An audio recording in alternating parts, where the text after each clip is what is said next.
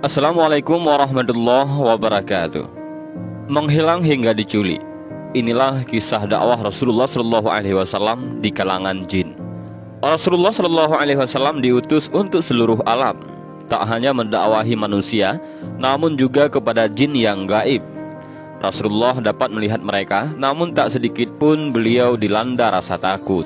Padahal para sahabat begitu khawatir pada keselamatan Rasulullah SAW. Acap kali beliau SAW pergi berdakwah di kalangan jin. Dan berikut ini beberapa kisah Rasulullah yang berdakwah di kalangan bangsa jin. Suatu hari para jin berdatangan kepada Rasulullah. Mereka berombongan dalam jumlah yang banyak. Itu terjadi tak lama setelah peristiwa adanya jin yang mendengar Al-Quran dari lisan sang Nabi. Jin tersebut beriman dan mengabarkan kepada kaumnya tentang Rasulullah SAW dan Kitabullah.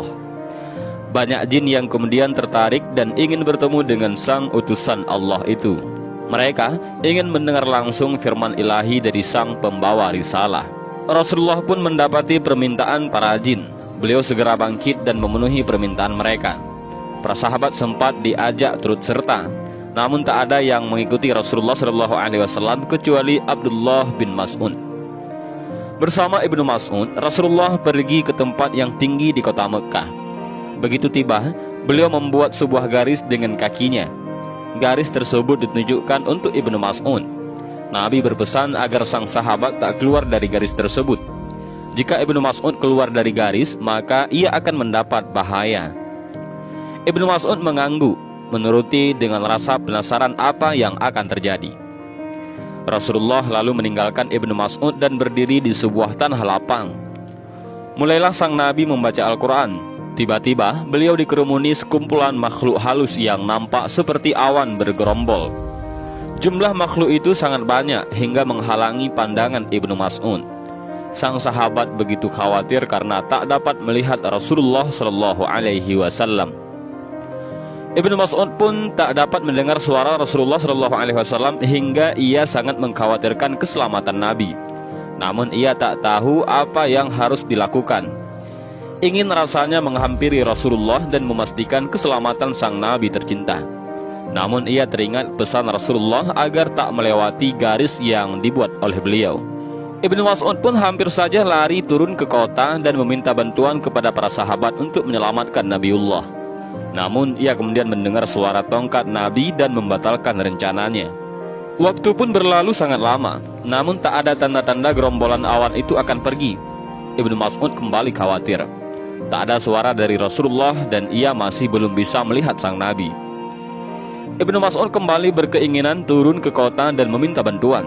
Namun lagi-lagi ia mendengar suara tongkat Rasulullah. Demikian berkali-kali Ibnu Mas'ud ingin meminta bantuan, namun membatalkannya karena mendengar suara tongkat Nabi yang dipahami sebagai isyarat agar para jin duduk dan mendengarkan.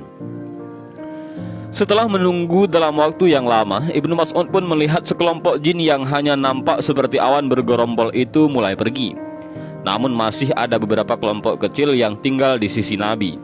Hingga malam berlalu dan fajar pun menyingsing. Kelompok kecil itu pun pergi meninggalkan Rasulullah. Majelis Rasulullah yang dihadiri para jin itu pun usai. Nabiullah mendatangi Ibnu Mas'ud seraya bertanya, "Apakah kamu tertidur?" "Tidak, wahai Rasulullah," jawab Ibnu Mas'ud. Lega akhirnya dapat melihat Nabi tercinta. "Dan sesungguhnya berkali-kali saya ingin meminta bantuan kepada orang-orang, tetapi saya mendengarmu memberikan isyarat dengan suara tongkat kepada jin-jin itu agar mereka duduk," kata Ibnu Mas'ud. Ternyata keputusan dan kesabaran Ibnu Mas'ud untuk tetap diam sangatlah tepat. Pasalnya Rasulullah bersabda, "Bila engkau keluar dari garis itu, aku tidak bisa menjamin engkau selamat dari sambaran sebahagian mereka." Di hari yang berbeda, pengalaman serupa juga terjadi. Namun kali ini seluruh sahabat dibuat gempar. Mereka mencari-cari Rasulullah, namun tak ada yang tahu keberadaan beliau. Seluruh isi kota telah dijelajahi, namun tak ada yang berhasil menemukan Rasulullah. Rasulullah telah diculik, Rasulullah telah diculik. Demikian kehebohan atas dugaan menghilangnya Rasulullah. Para sahabat dibuat khawatir dengan mencari-cari sang uswatun hasanah itu. Waktu terus berlalu, namun tak ada seorang pun yang tahu ataupun menemukan keberadaan beliau. Saat itu, para sahabat sangat panik hingga suasana gaduh dan sangat mencekam. Semua sahabat merasa khawatir akan keselamatan Nabi. Namun malam berlalu dengan hasil nihil. Hingga masuklah waktu subuh. Para sahabat melihat Rasulullah datang dari arah Gua Hira. Mereka pun bergegas menuju Rasulullah dan bertanya, "Kami kehilangan engkau, wahai Rasulullah. Kami mencari-cari engkau di seluruh pelosok kota dan lembah. Namun kami tak menemukanmu, hingga malam ini menjadi malam yang sangat mencekam bagi kami." Rasulullah pun menjawab rasa penasaran dan kekhawatiran para sahabat itu. "Salah seorang da'i dari kalangan jin mendatangiku.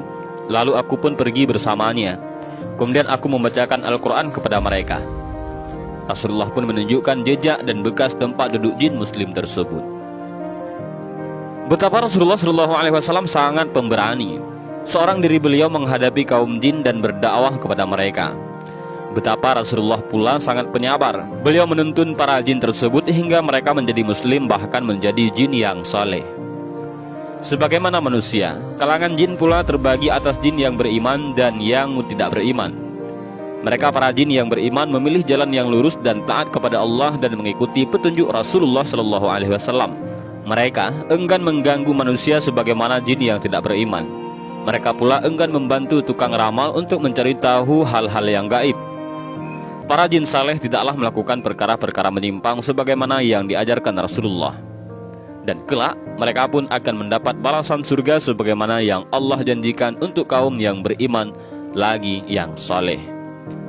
Dan inilah sedikit kisah tentang dakwahnya Rasulullah SAW di kalangan jin. Mudah-mudahan kisah singkat ini bermanfaat. Wallahu a'lam bishawab. Assalamualaikum warahmatullahi wabarakatuh.